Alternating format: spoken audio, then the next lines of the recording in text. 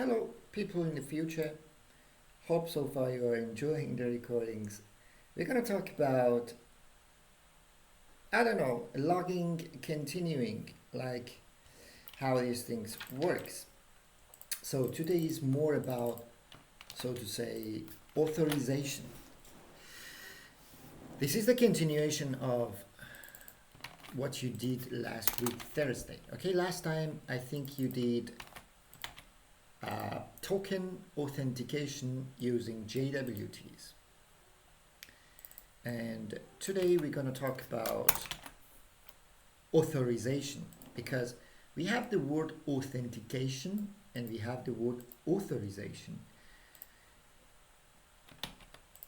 I want someone to explain me what does authentication mean and what is JWT actually?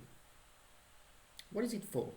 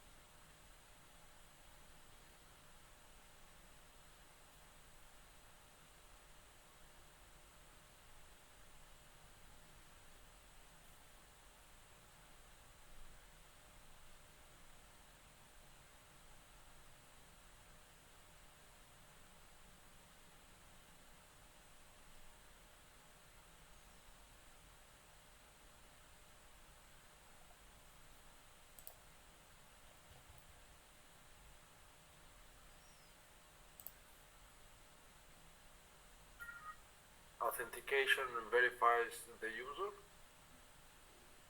who the user is. Yeah. So what does it mean, Lotfi? It checks on login. It checks if the user is he who is saying that he is. You are correct. Yeah. Can you elaborate more? Can you explain more? Like how who knows? Like how do you know that who is behind this JWT? You have, let's say, 100 users in your database.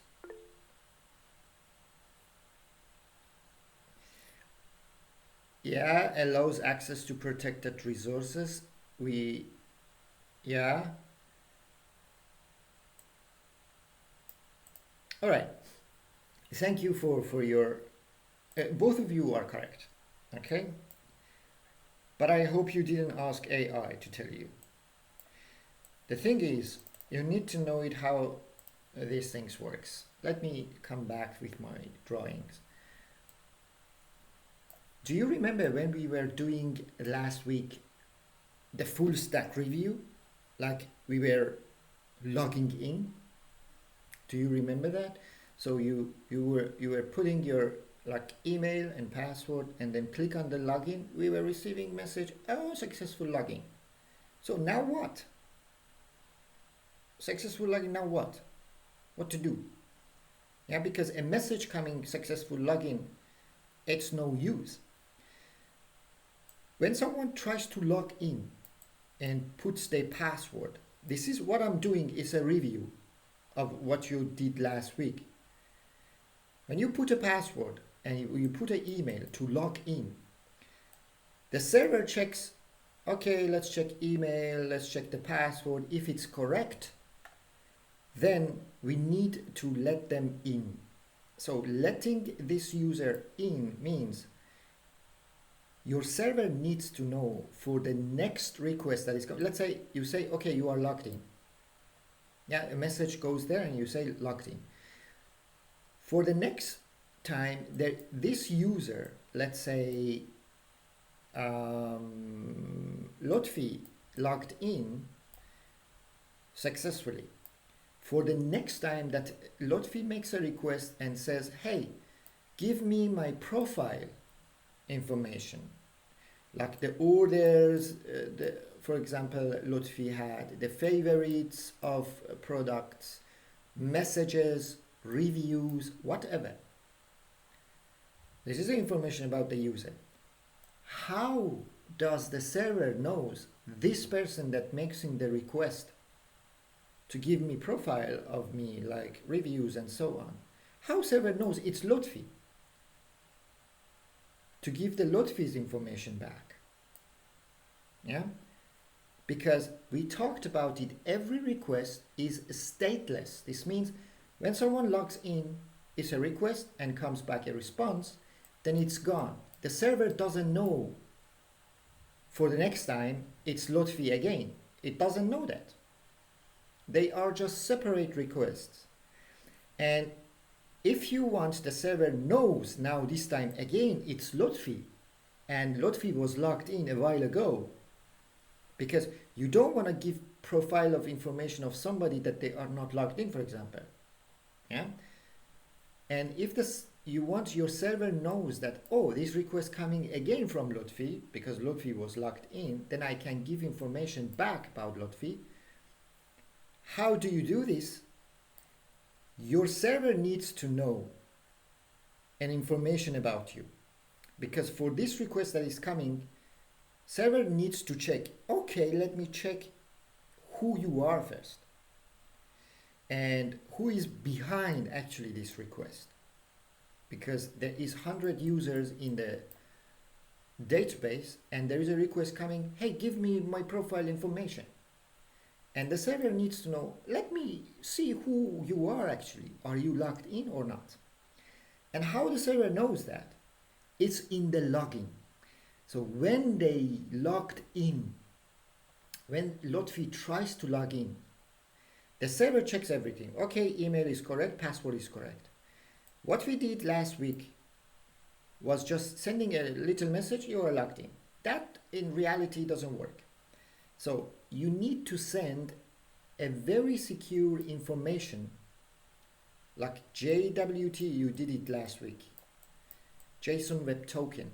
This JSON Web Token, you put a little information inside about the user.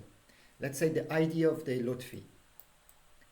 You hide some information about Lotfi inside of this hashed, you saw that last week, definitely. There is a hashed long JWT token that you hide some information about this user that is trying to log in. So in this case, it's Lotfi. We hide some ID of the Lotfi inside. And we send back this JSON Web Token, or we send back this token in the response. You can send a message or whatever you would like, but the main thing is this token must be go there. And then browser receives this token and saves it somewhere actually. Save it in a local storage, which is a bad one. You don't want to save in the local storage. Or you save it in the cookies, because we don't still know what is a cookie in the future. You save it in the browser in two places, one of them. The local storage or the cookies. Alright, it's saved there. A very long token is saved in the browser of the Lotfi. And for the next time, Lotfi says, okay, let me take my profile information, let me take my reviews, let me take my comments, and whatever, pictures, posts. When the request is going, the token that was sent to the Lotfi when Lotfi was logged in must be sent with the request. So with the request that it goes, the JWT also must be there, this token.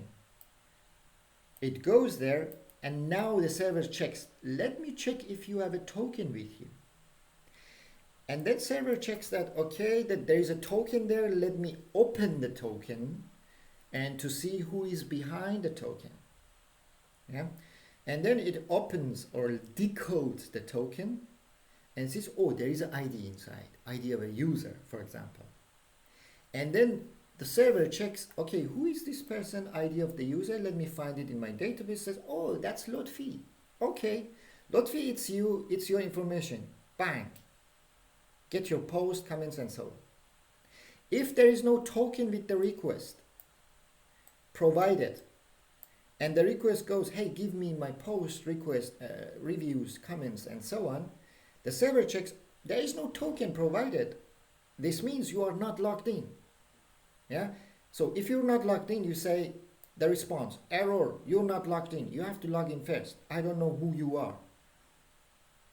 That's why we need JWT, a token assigned to a person when they try to log in. Because later, the server needs to know if they want to do something. Let's say they want to comment on a post. They are allowed to comment on a post if they are logged in. How the server knows this person trying to comment or make a review, they are logged in with a JWT that it was sent before when they were logged in. It checks again. Okay, let me see if you have a token. Okay, you have a token. It's not expired because the tokens can be expired after a while. And the server can check it really if it's expired or not. Or if it's malformed or it's not a token or someone tried to malform the token, it can check it. If everything is fine, it can decode it and see, oh, it's Jacob trying to make a comment, so to say. I know it's Jacob because it has a token with the request, then I let it to make a comment, save a comment in database, and responds back. If Jacob has in the request has no JWT inside of the request, the server says, oh, there is no token provided. Sorry, I'm not allowing you to make a comment. You response back what? You're not logged in. You have to log in first. Because where they receive the token, it's where they logged in successfully. Here we create a token for the user. Does that make sense?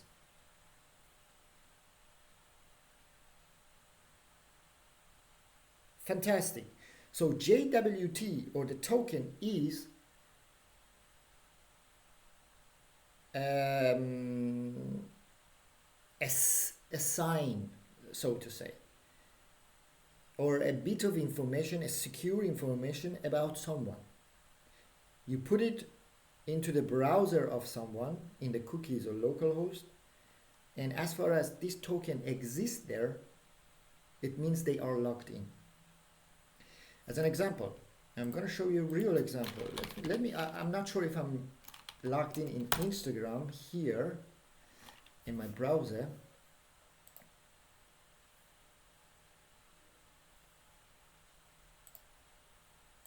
It seems I'm not logged in. Let me give it a try.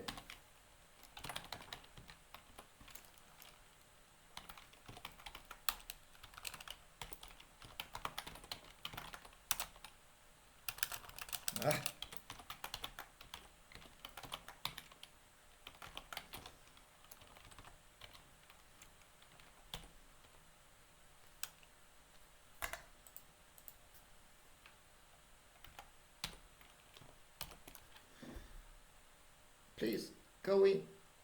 Come on.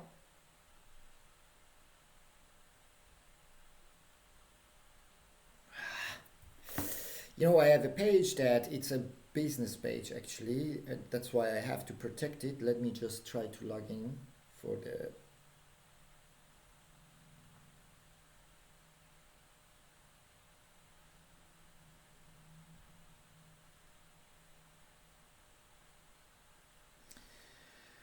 Um, 7, 9, 2, 4, 6, 2.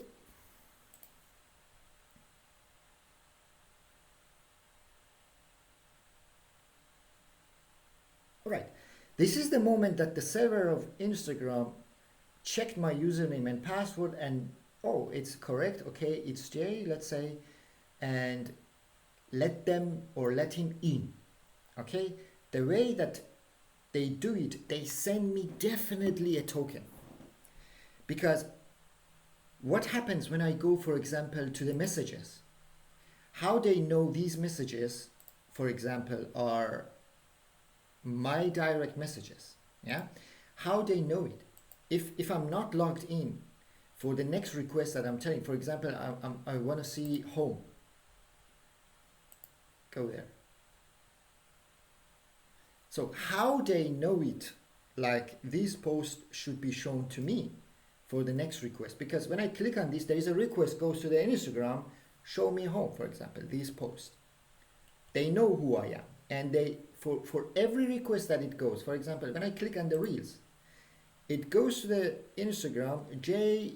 So someone with this token, yeah, someone with this token. Let me draw you something. So someone with this token trying to get all the reels, and then the server on Instagram doesn't know who is this person. It really, they don't know it's coming from me. The only thing that they know, there is a token somewhere in my browser saved. I'm going to show you, maybe we can find it. And that token represents me. And then the server checks the token. Oh, it's Jay. It's Jay. Then let's respond back with the all information, this one and the other ones. All right. This is how they know it. If there is no token in the request, they say you are not logged in. They consider me as a not logged in. Please log in. Yeah. Let's check it if I can find it.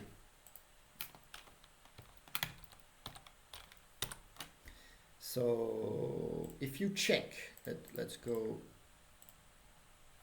No. Let's inspect it. So there is two ways of saving this token in your browser. And I think last week hopefully you did it in the local storage.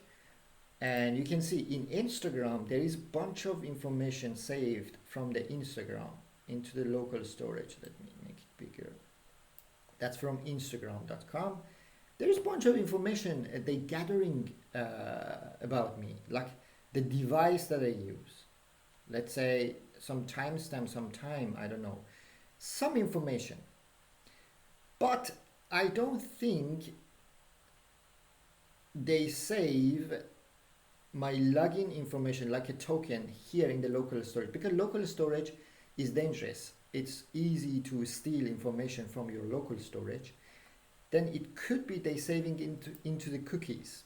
Yeah, if I open the cookies, Instagram is saving some stuff here. And look at that, CRSF token. They're using a different token, so it could be not JWT, something else. Yeah, there's a session ID also. It's related to a token. One of these things is the token that Instagram created for me, and it's represent me. That it's like J. All right. And when I request to give me my direct messages, when I request to give me my likes, for example, or the comments, when the request goes, these will be in the request. And you can see they're saving some user ID about me. So they send these things in the request, and then when the Instagram server receives that, it checks, oh, this is the token. Let me see who is this person. They check it, oh, it's me, then okay, response back what they want. Now look at that. If I delete this from the browser, okay, I'm gonna clean it, clear. It's gone. Now if I try to make a request like to get home or whatever, definitely there is no token now in the browser. When the request goes, there is no token. And then the server should tell me, you're not logged in, you have to log in. Something like that. Okay, let's give it a try. I'm gonna go back to my likes. Let's see.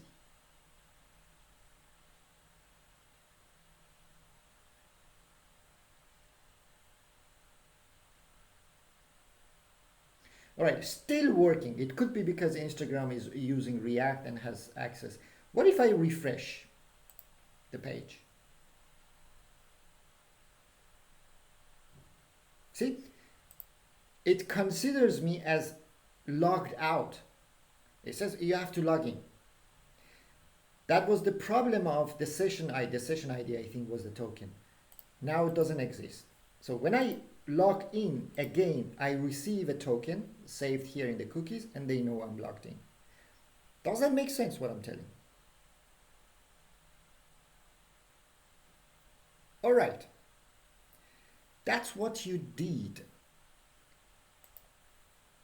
last week when I was not there. That's why we have tokens and JWT. So that was authentication. Authentication means you authenticate or you verify who is this person. When they log in successfully, you provide them a JWT token and you send it into response, and the front end needs to save it somewhere in the browser.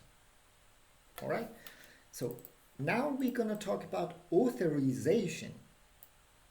They are different things, but they are related. This is honestly today more about a middleware practice day than anything. Like we want to create some middleware to authorize different users based on their role or whatever. Like so far we have been discussing only user authentication. Okay, so user tries to log in, we authenticate the user. But can anyone tell me how authorization is different than authentication? Or what does it mean? Any guess? Like we know that authentication is like, who are you? That's authentication. With the JWT we know who are you. But what is authorization?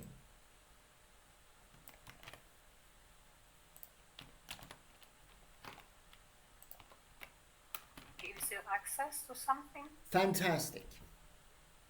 Yes. It's like based on who they are, you give them some access to your application. Yeah. It's like, what are you allowed to do? Yeah. Imagine you have, in a very basic form, in your application you have admins and you have normal users.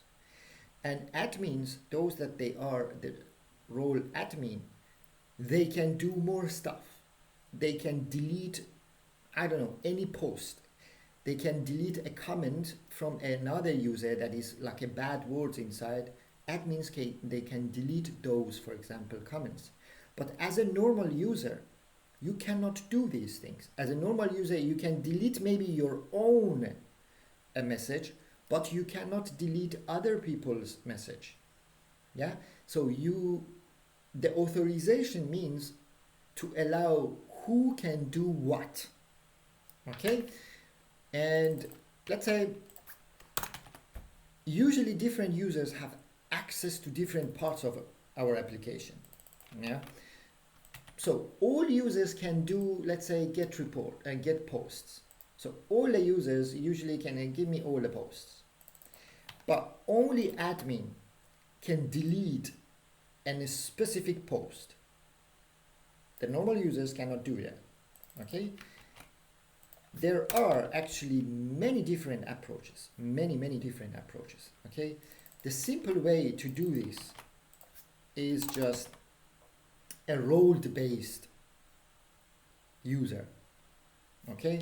Role-based means our schema has, like your application has users and a few roles. Let's say users can be admins, can be normal user, some users can be editors, some users can be moderators, some users can be admin and editor, some users can be admin and moderator. Even we have different admins level. Yeah, it depends on your application. Really, it's huge, vast of I don't know, different application based on your application. Imagine a little chat room. Yeah, you build a little chat room. People can register and just come to a chat room and they chat with together. And there are different admins there in the chat room. One admin, for example, can edit some, I don't know, stuff. But another admin, which is a higher level of that, can also edit and also can delete, for example. You know what I mean? A normal user cannot do anything. They just can put some messages there. So it's just really highly depend on your application.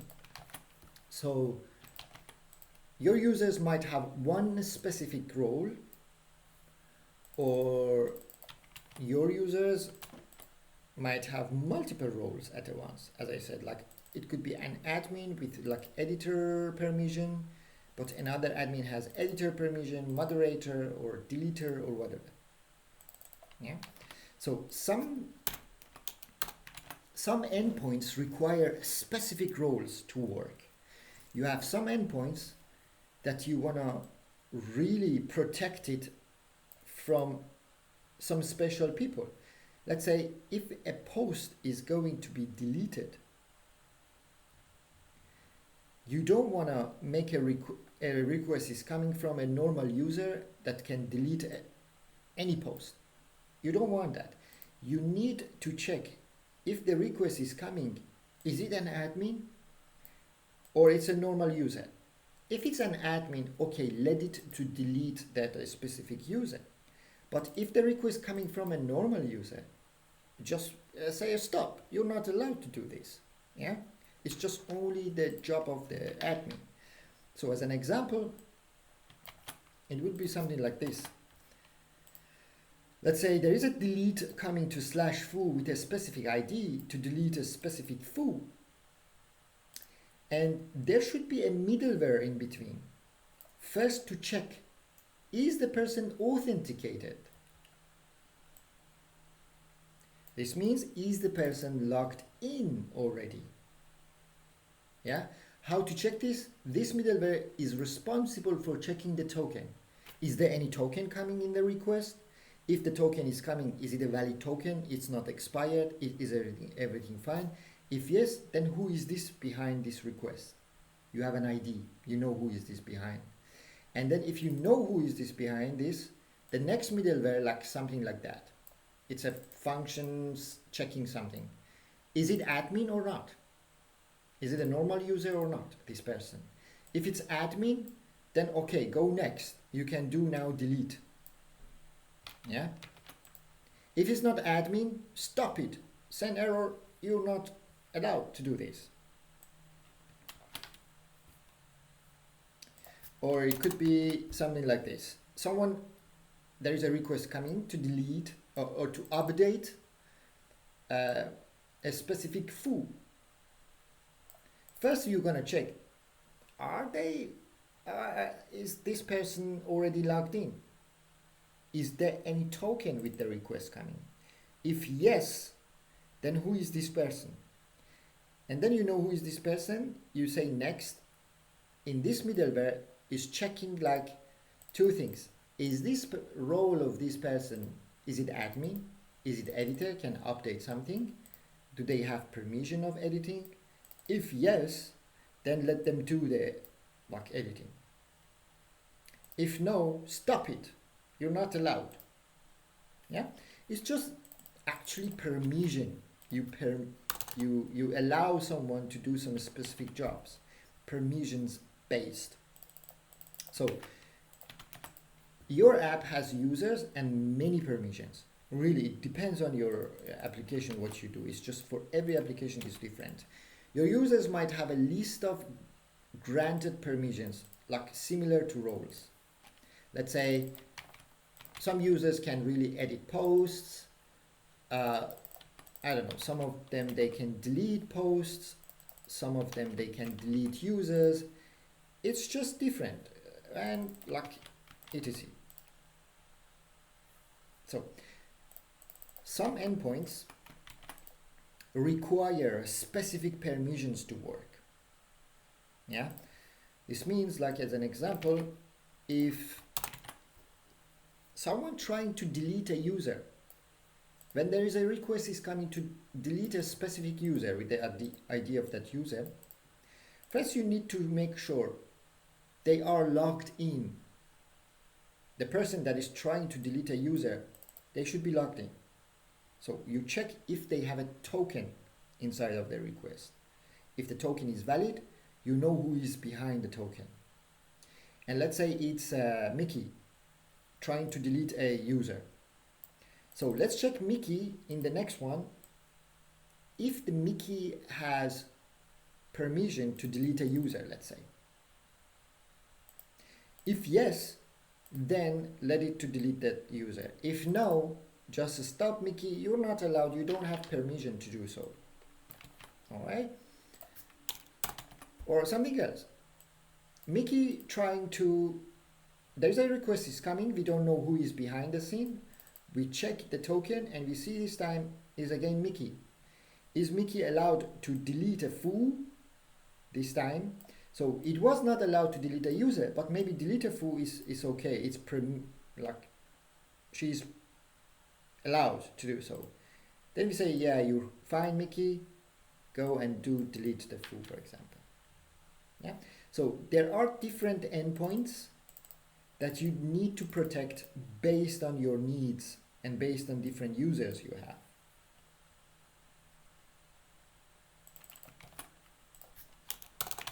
There are naturally many different NPM packages and other tools, okay, that you can do. And let's build actually a very simple role-based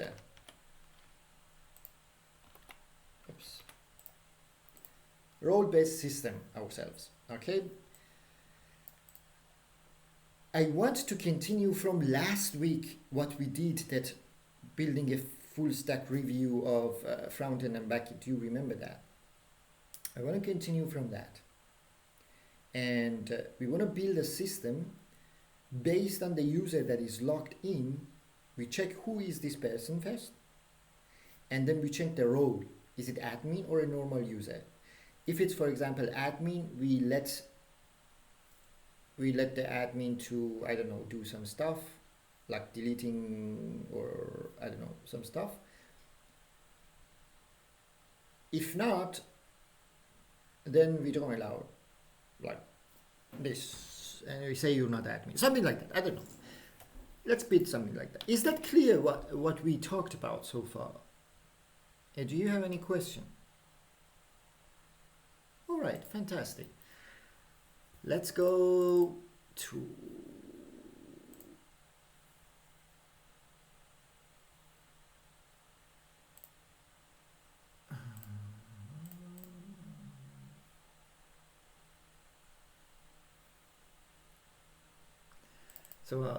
this is empty. I'm gonna take the full stack authentication, I don't know, this thing. I'm gonna take everything. Let's say I'm not sure what we do, but I'm gonna check the code first. I don't remember it. And paste it here.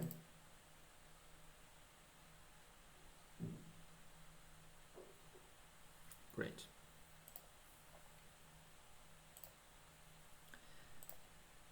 So we have a client and we have a backend. Let's run both of them. So I'm gonna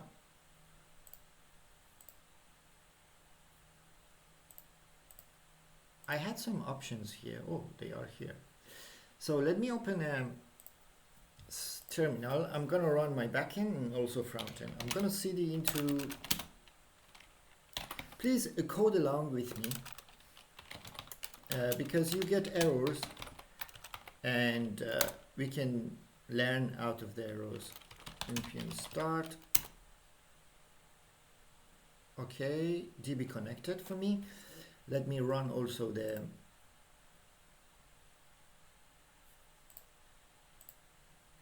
frontend. So cd into client npm, I think run dev or something like that. All right.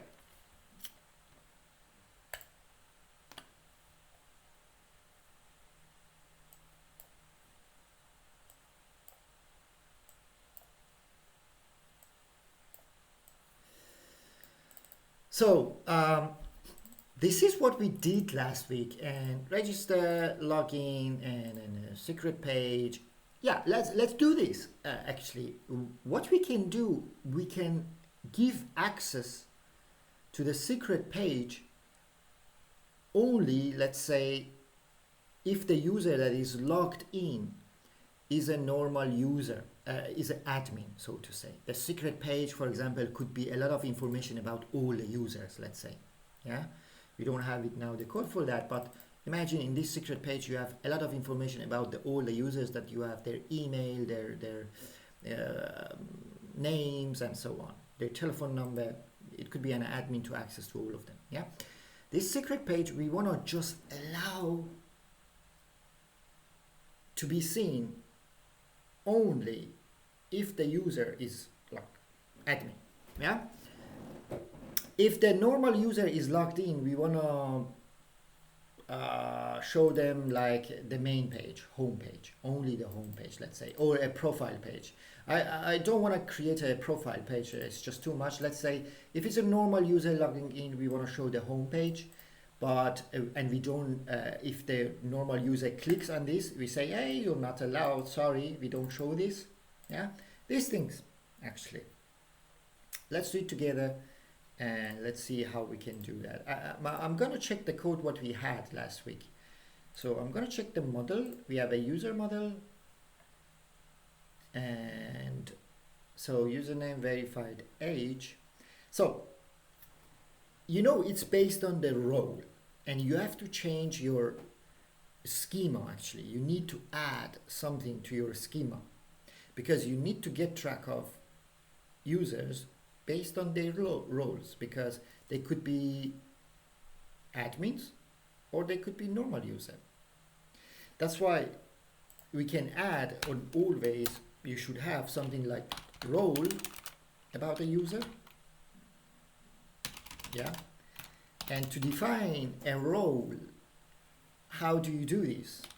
We would say type is string.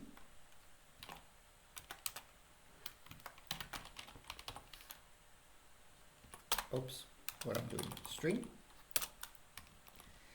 And we were using something like enum. The enum keyword is an array that you can, for this part, when someone registers in your database, the role could be two things. Either they are, let's say, admin, or they are normal users. Okay? There should be one of them. By default,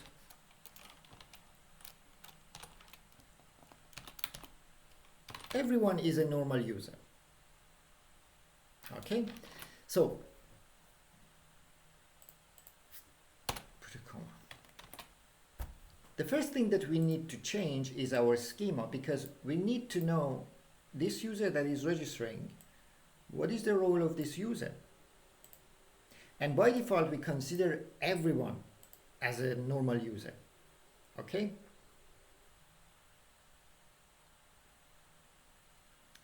So before we go to the front end stuff and so on, we wanted to test something first. We want to complete this as a, like when someone logs in, we need to create the JSON Web Token or JWT, like what you did last week as a review, and we have to complete this. So we've learned that based on drawing that I had today, when someone tries to log in, there's an email password coming. We try to find this user with the email if we have it in our database. If we don't have it, we say email doesn't exist. If email exists, we check the password. If they match, then it means fantastic, they are logged in. If they don't match, we say, yeah, something is wrong, email or password. But also if the password is matching, then it means credential is true, let's let them log in. In this place, we were just sending a message.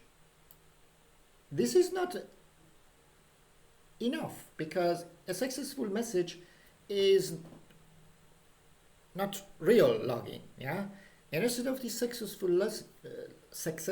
message, we have to send the token, yeah? We have to assign. So here we must assign a token to the user and send it to to the front end. This is where actually you have to assign the token and send it to the front end instead of just a normal message. You can have that also, but the token must go there because the token must be saved in the browser somewhere, or either local storage. In your case now, today, we do it in the local storage, but you never want to do that. But later when we learn what is a cookie, we save it always into the cookies, okay? Yeah. Do you have a question so far? So here we want to create a token. Can you help me what we need here to create a token? How did you do it last week on Thursday?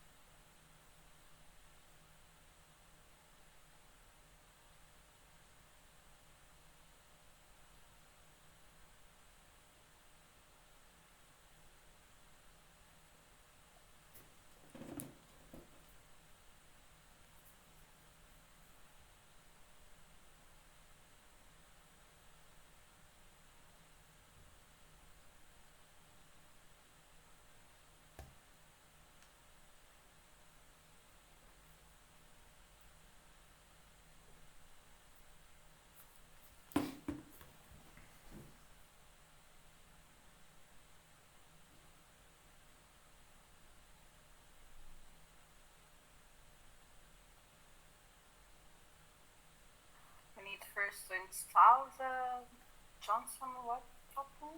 Fantastic. Thank you for that. So let's install the npm I JSON. Do you remember the name of the package? How was it? JSON web token. I think. Let me check the npm package. JSON token.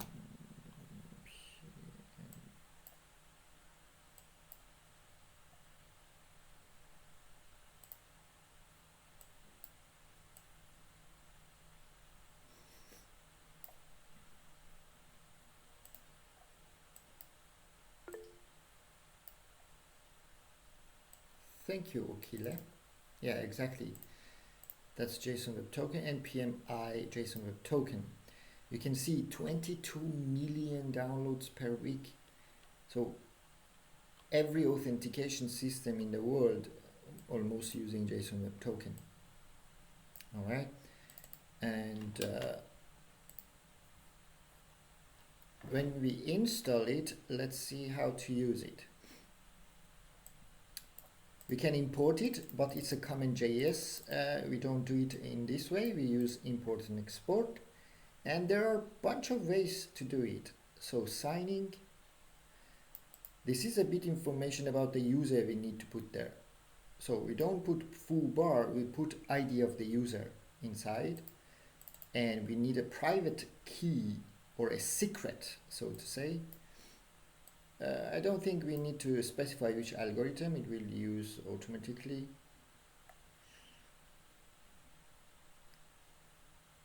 Okay, there are different ways of using that. A data, a secret, and expires in. That's a good one. Yeah. So the data that you can provide, that's the data that the first thing that you put there when you assign a JWT, it's about the user. Yeah. So the only thing that you need to put about the user, it's just about, we put always the ID of the user there. Yeah. The ID, or some people use email of the user, but something unique about the user that you can find it in your database. And a secret. Do you remember what was the secret last week you were doing?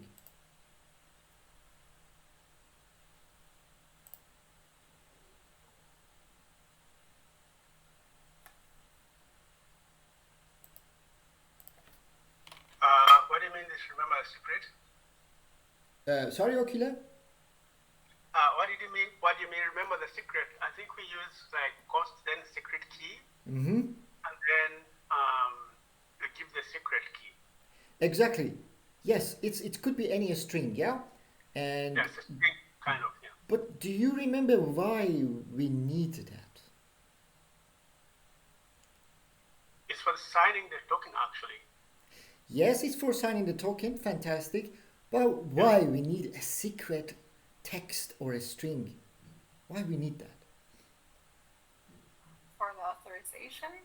Fantastic, for the authorization, yes. So let's talk about it. It's a good thing. When someone, so this is your front end, someone try to log in with email and password, fantastic, email is correct, your server checks email is correct, password is correct, let them in. So you create a token for this user. For creation of a token, you need a secret somewhere in your .env, yeah? That could be any string, like, doesn't matter, but it's a secret string somewhere in your .env.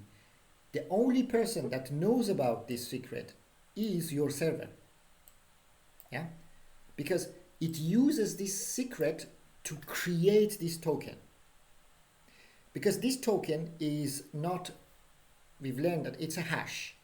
And we know that the hash are not reversible. You cannot decode a hash, so to say. And but you can create the hash again the same way that you did, and you know what was actually behind this token. Yeah. So when you create a token, you need a secret text or something to put it there to create this special token. And then for the next time that the request comes, the token also is inside, let's say to get post, to delete a post. The server checks, let me first create the token again the same way that I did it before when you were logged in. And then it knows behind who was actually behind this token, because this secret then uses the secret to decode it. Yeah, that secret is in your .env to decode, so to say, this JWT to see who is behind this token. And if no one has access to your secret, even if the token of the user is stolen somewhere, because you've seen that the Instagram was saving it into the cookies, or you save it into local storage. Even someone gets access to your token to steal your data, to pretend it's you and try to log into your system, they cannot decode it, who is behind this, because they don't have access to the secret. Yeah, it's just not possible to do that. The only way that they can decode your token, if someone steals it, they need to know your secret, this secret that you have it in the .env. If they don't have it, yeah, they just stole your token, but they don't know who is behind this. Yeah, that's the thing. I have a question. Yeah. Yeah. Now that we're talking about exactly that, last week I think you also mentioned something like you could name it like maybe cookie or cookies. Mm-hmm. So, but I forgot to ask if actually naming this secret key cookies makes sense. Can you ask your Because question? I think the secret key wouldn't actually be a cookie, or it would be a cookie. I wasn't so very sure, but I forgot to ask that actually. Can you ask your question again in another way that I can understand it? Sorry. Yeah, it's all good. I mean, like he said, you could actually name it secret key, Yes? or you could actually say cookies. No. Cookies has nothing to do with like a token or a secret key. Yeah? Oh. Cookies are, imagine cookies as a local storage. Do you know local storage? It's like a little place in your browser that you save some data there. Yeah? Cookies also are like a place in your browser that also you can save some data there. But the difference between the cookies and the local storage is that people can steal your local storage easily. Yeah, with the command we have it, local storage get. You can get access to all the local storage stuff. But in the cookies, whatever you put there, they cannot access to that easily. It's not accessible. You know what I mean? Yeah. So that's the difference between local storage and cookies. It's just a little place in your browser you can save some credentials there, some important information. One of them is the token. You saw that. Yeah. Yeah? Okay, So- thank you. That's what actually confused me, kind of. Ah, okay. We are not still in the cookies. Yeah, we will talk about it really in details later in future coming days. But for now, imagine it as a place in your browser that you can save some credentials there in your browser. That's it. All right. And the secret is just a secret information. Is just a normal string for creating your token. And when the token comes, it uses the same secret to decode the token that who is making this request. All right. So what happens if someone steals your token? Your token and your secret also. That's bad. Then they can access to this person information. They can log into that. They can pretend they are, let's say, Mickey. They were successfully, like they stolen. They stole. What is the past form of stealing? They have stolen the Mickey's token in the browser, let's say it was, and somehow they could access to your backend, I don't know, leaking information, secret.env, also the secret. Now they can decode every person. If they have the token in their hand, they know who is this person. They can make the request even to your backend. Say, hey, give me my orders, give me my bank account details, and so on. They can do that. So what happens if the secret goes away, leaks out? The only thing that you can do is like change your secret immediately. Change the secret to something else. And then for the next time, if someone even has the token is coming, so it's your backend. Let's say the front end is, the token is coming. If the server want to check it now, the token is not valid anymore because you changed the secret. And it says, yeah, it's a valid token. I gave to you before, but sorry, I've changed the secret. You have to log in again.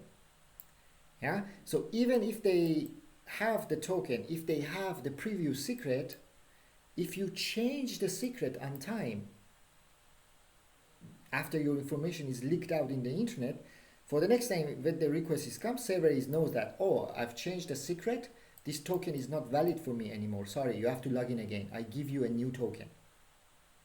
Does that make sense what I'm telling? Or is too much? It's a good information you need to know actually. All right. That's why we need secret to create a token for that. So first of all, installing that, we install that. I need a secret in my .env anyway. So here, I need to create a, let's say, secret, or you can name it JWT secret or secret, whatever you would like. Oops. Secret equals to, it could be any sentence. I am a millionaire, something like that. That's your secret. And you use this text to create the token for the user when they are logged in.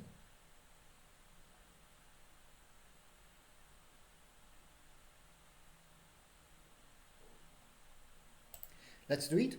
So here we need to, so after the user is successfully passing all of our if conditions, this means the email and password was correct. We want to create a token for them, assign it to them, and send it to the front end. So we can say JWT, I think we have to import the JWT somewhere here. Let's import it. Import JWT from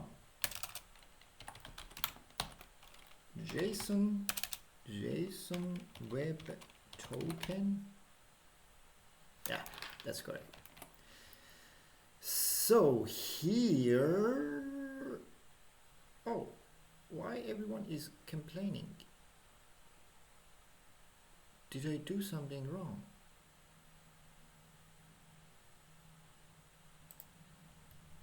What happened to this?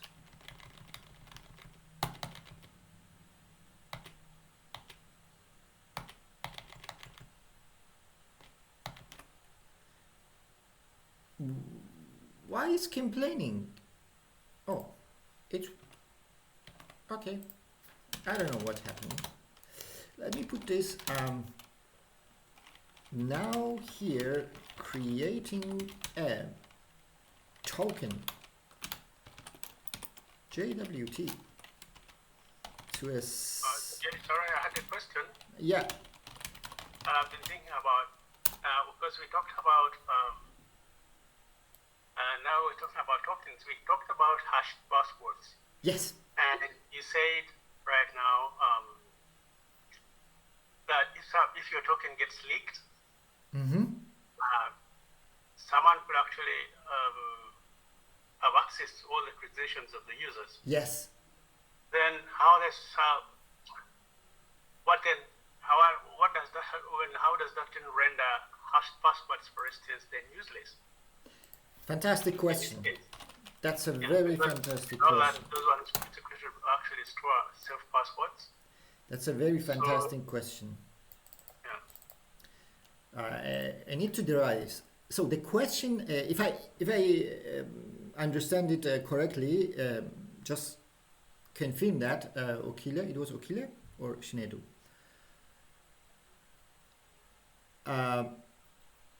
So Okile is asking that how, if they have access to the token, so they can steal your token, how they can pretend, or how can they access to my information in the backend. Yeah, let's say this is your browser, you save the token in the browser, let's say local storage, which is bad, we don't want to save it there. Yeah, don't forget that, but for now. And someone could steal the token. Is it easy then in the request? Because the only thing that the request goes, yeah, this token means you are logged in. This token means you already logged in and your server provided a token for you and you save it into the browser. And someone that can steal your token, they don't care about anymore your password, your email, your credential. It doesn't matter. You already put it there, you logged in, and you have a token. With this token, server knows you are logged in. The server doesn't ask you again about the password. The server knows, oh, as far as you have this token in the request here, then I know who you are. Let's say it's Okile, and then Mickey could steal the token of the Okile. Mickey, what behind the scene, it just can make a request, a fetch request easily, and use the token of the Okile to send a request. Hey, give me Okile's post. Give me Okile's bank account balance, so to say. Yeah, because if you steal the token of the Okile, Mickey, you can make the request with this token, and the server doesn't know from where this request is coming. The only thing that the server knows, oh, there is a token in the request. This token is for Okile. So I'm giving back the Okile's information. But the server is giving back the Okile's information to Mickey, because Mickey was stealing this token to pretend it's Okile. Yeah? Does that make sense? Oh, yes, it does.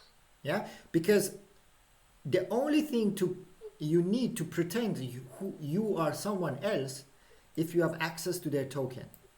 You put the token inside of the fetch request and you send the request, and the server checks, oh, it's J. Let's give information of J.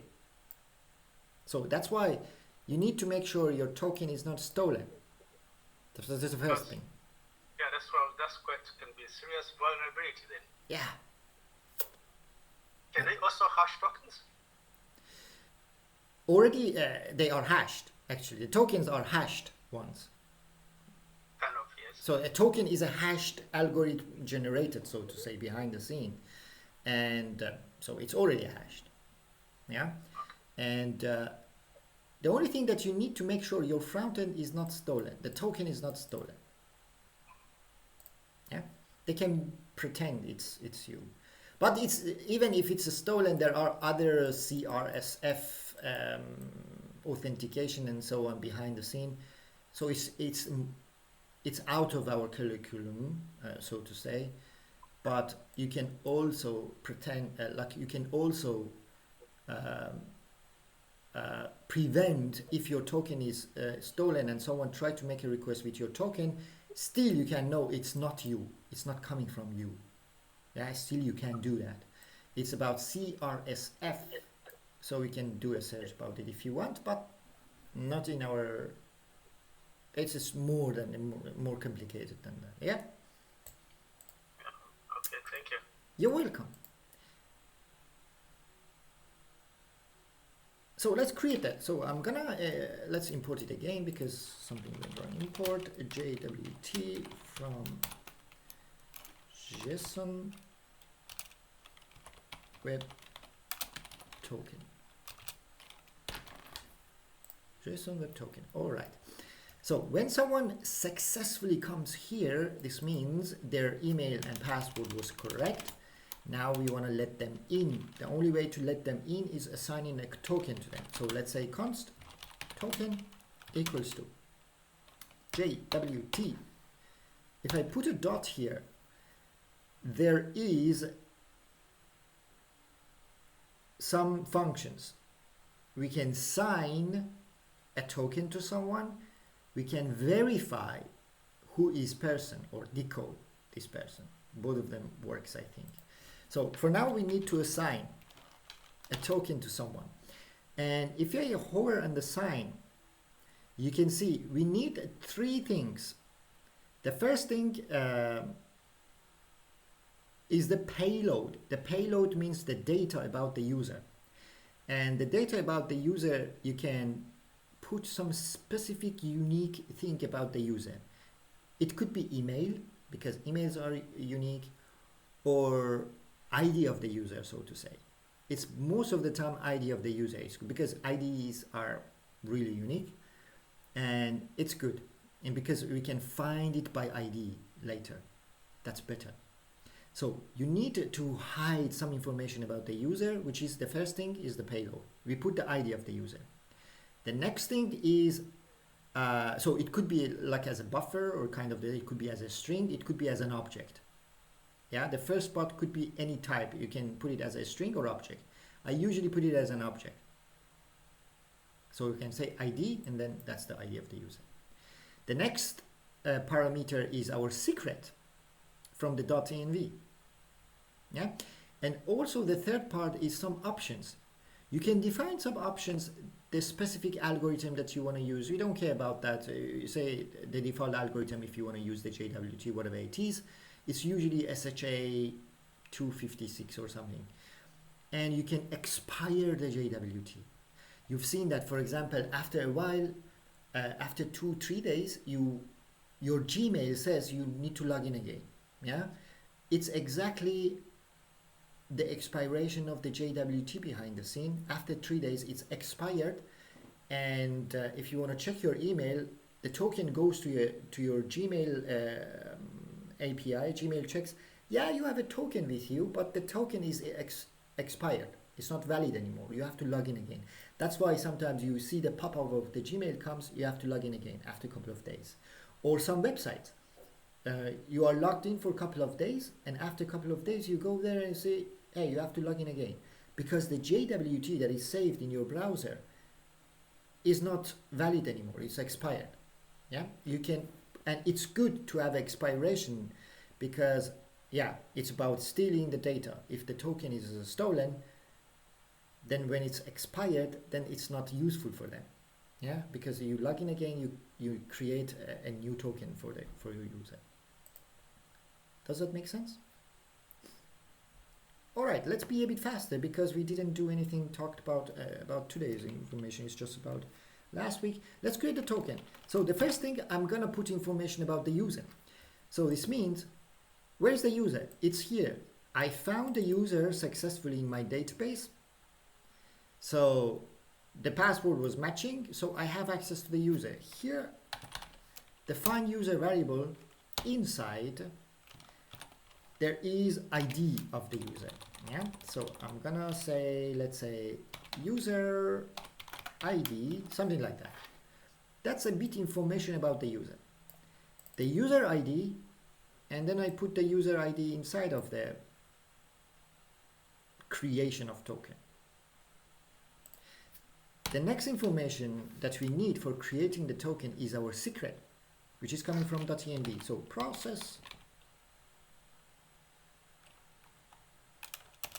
dot env dot secret. We have a secret there. Secret. Yeah.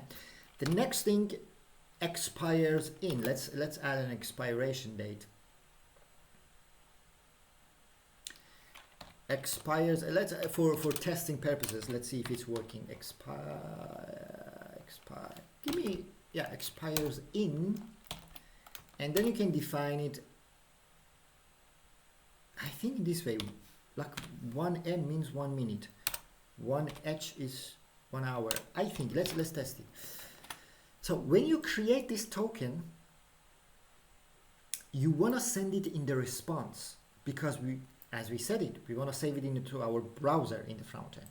So instead of this successful message, you can have it if you want, but I don't do it usually because when there is a token, we send the token actually to the front end. When there is a token inside of the message, the front end knows, oh, successfully logged in because we received the token. Then if you want, you can show a message successful logged in. Yeah. So the only thing that you need to send to the front end is the token that you created. The front end receives the token and save it to the local storage or cookies in the future. Let's test it. So I'm gonna make the request now.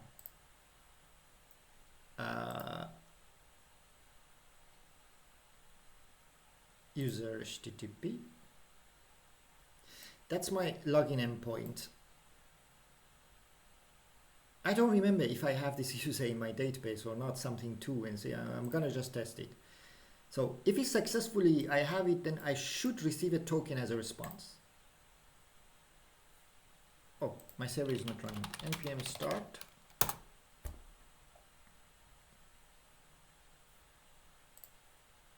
Let's do it. Bang. Fantastic, it was correct. You can see this is the token that is created by my server, and we save this token in our browser actually. So far, is it working for you?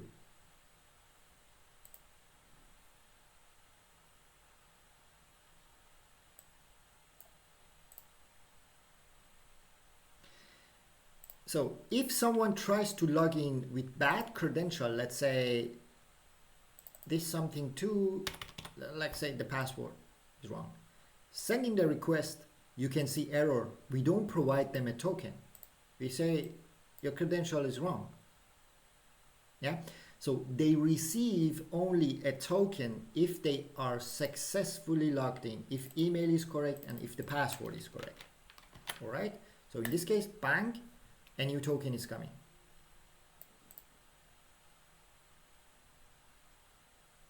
Now what? Okay, because still I don't want to go to the front end stuff. We want to test it in here. Now, from now on, if there is a request going to, let's say, we want to protect some route. Do we have another model or something? We don't have, unfortunately. I want to use, we had before a model was, we were using question or something, post or whatever, what was it? I just want to copy and paste, let me close this. From the previous days, let me check the model here we had. Yeah, the question model or products model. Let me see what is the products model here. Yeah, a name and a price. Question model. Yeah, I would like to get the question model because it's already ready, and the routes for that. I think the question router. Yeah, these two things I needed there. Yeah, you do it also because I don't want to do it from scratch. It takes time. So copy the question model.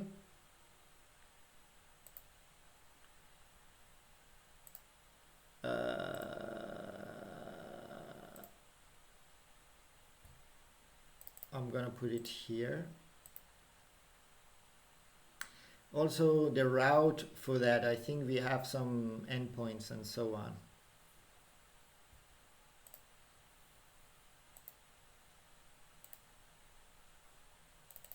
So the routes question router, let me see, there are, yeah, there is a endpoint for getting all the questions, endpoint for creating questions,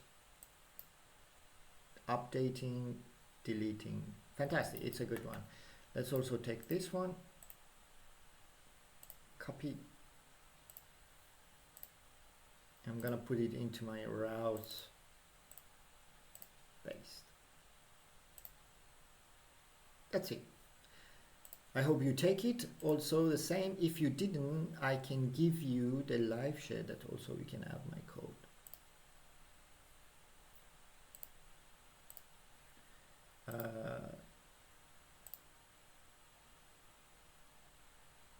Live share.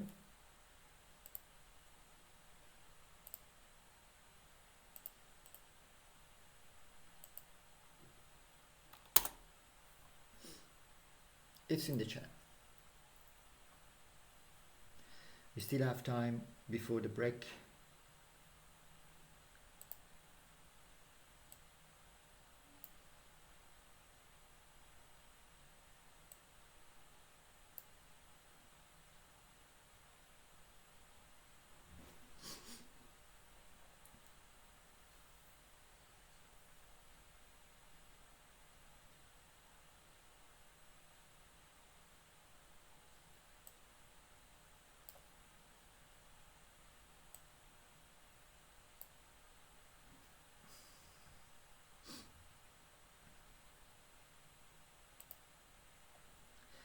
So we have a question model that it has a title, description, category, and so the category only should be inside of the enum, with the default could be general, and we have a soft delete. It doesn't matter for us for now. Yeah, we need the endpoints for that we already copy and pasted. The endpoint is to /API/questions. When there is a request coming get, we get all the questions. When there is a post coming, we save questions, and so on. Based on a user is logged in or not, and if they are logged in based on if they are admin or not, we want to protect some route. Yeah, we want to say, hey, you're not allowed to, let's say, update if you're not admin. Yeah, something like that. And yeah, the first thing that you shouldn't forget, it's inside of our server.js, we need to prepare the route, so to say, because we don't have routes for questions. So we can say app.use for every request that is coming to /API/questions. We want to send a request inside of a question router. Yeah, and make sure that you import the question router. This one.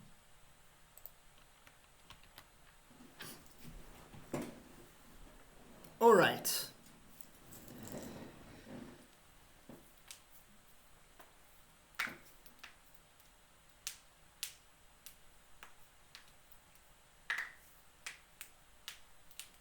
Do you have the code ready so far? Great.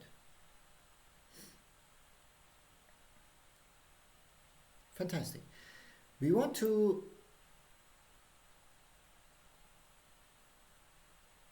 make a request, like to get questions, to create questions and so on. Okay, let's do it after break. Let's be back in 15 minutes. See you exactly at 45. See you soon.